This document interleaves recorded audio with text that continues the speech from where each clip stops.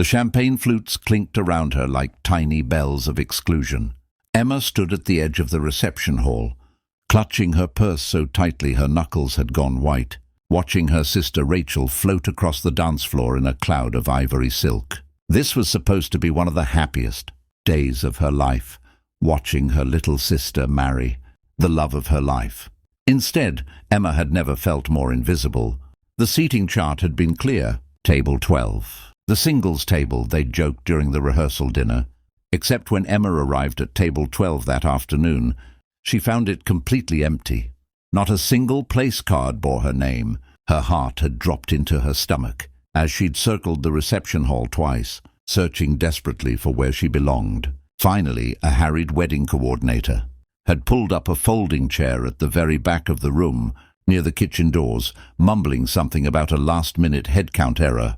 Now, 3 hours into the reception, Emma blinked back tears as she watched her family laughing and dancing, none of them seeming to notice she was missing from the celebration. Her mother was twirling with Rachel's new father-in-law. Her father was deep in conversation with the groomsmen. Even her Aunt Margaret, who usually sought Emma out at family gatherings, was engrossed in conversation at table 7. Emma had tried. God knows she'd tried. She'd approached her cousin Jennifer's table, only to find every seat occupied, the conversation flowing without space for one more. She'd hovered near the bar, hoping someone might strike up a chat. But everyone seemed to be part of a pair, a group, a unit. She was the only equation that didn't add up. The worst part wasn't even the loneliness. It was the pity. She'd caught the glances, the quick, uncomfortable looks from distant relatives, who'd spot her standing alone and then quickly glance away, as if her solitude might be contagious. One of Rachel's bridesmaids had even approached her earlier with an overly bright smile, asking if she was doing okay in a tone usually reserved for hospital patients. Emma checked her phone for the 100th time. No messages, no lifeline. She considered leaving, crafting some excuse about a headache or an early morning, but she couldn't do that to Rachel, despite everything, despite the forgotten seat and the thoughtless oversight. Rachel was still her sister. Emma wouldn't ruin her day by making a scene or disappearing. The buffet line's getting brutal out there. The voice came from beside her, warm and slightly amused. Emma turned to find a man around her age, maybe early 30s, with kind eyes and a loosened tie. He was holding 2 plates piled high with food. "I'm sorry?" Emma managed, confused. "The buffet," he repeated, gesturing with his chin toward the crowd swarming the food tables. "I grabbed you a plate. Figured you might be hungry, and it's total chaos over there right now. I'm Marcus, by the way, friend of the groom." Emma stared at the plate he was offering her.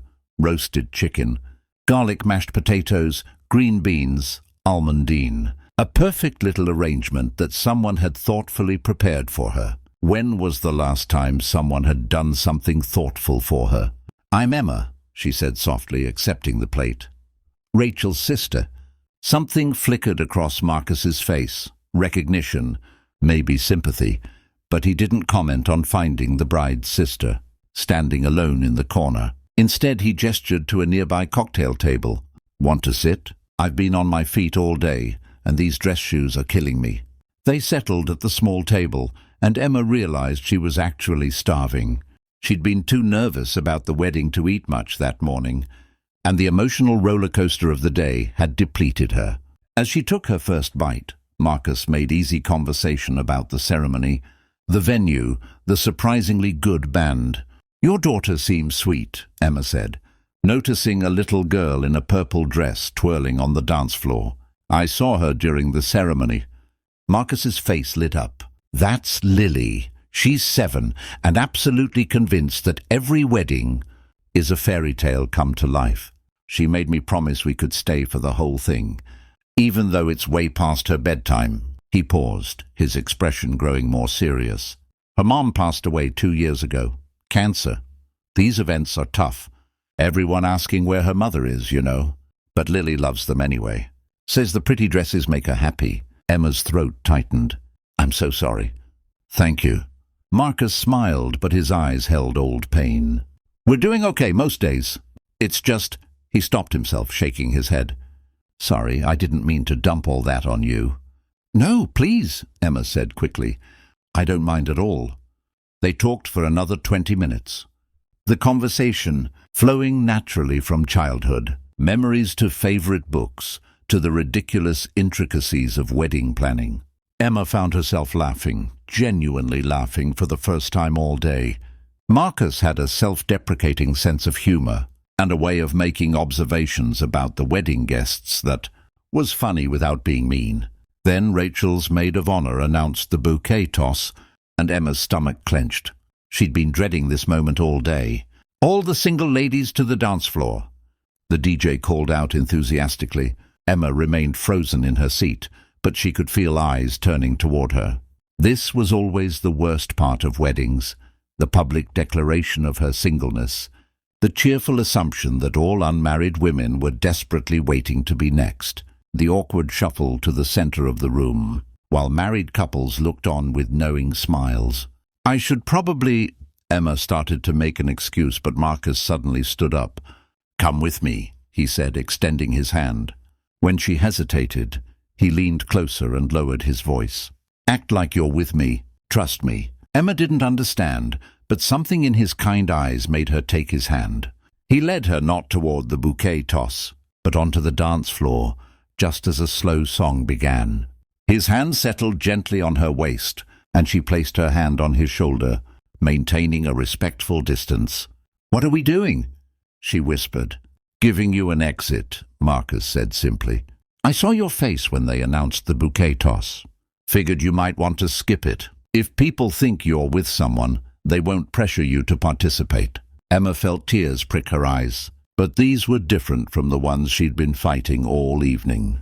These came from gratitude, from the unexpected kindness of a stranger who'd noticed her discomfort and offered her a way out without making her feel pitied or pathetic.